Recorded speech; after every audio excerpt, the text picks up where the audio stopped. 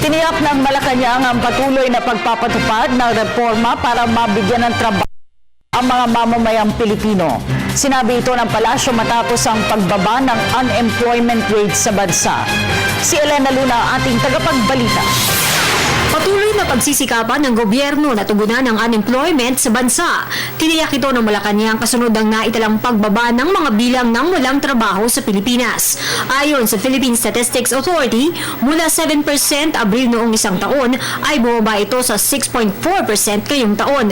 Nangangahulugan na halos kalahating milyong Pilipino ang nagkaroon ng trabaho. Ina-expand po natin yung opportunities and kaya po nagkaroon po ng pagbaba ng unemployment.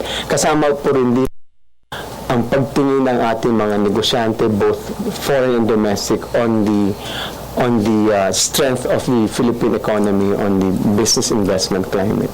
So all these things are ingredients where it allowed us to have a lower employment figure.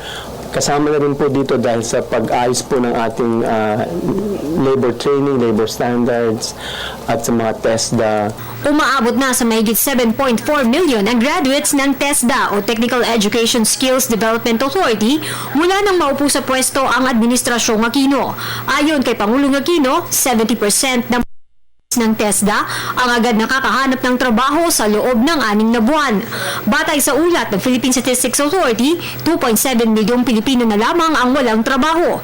Ang bilang na ito ang target ng gobyerno sa mga programa ng Department of Labor and Employment at pagpapalawig ng training ng TESDA. 6.4 siya, gusto pa rin po natin ang figures bumaba. So patuloy po natin gagawin ang mga hakbang na that will allow us to even lower the unemployment and underemployment figures. Para sa Telebisyon ng Bayan, Elena Luna.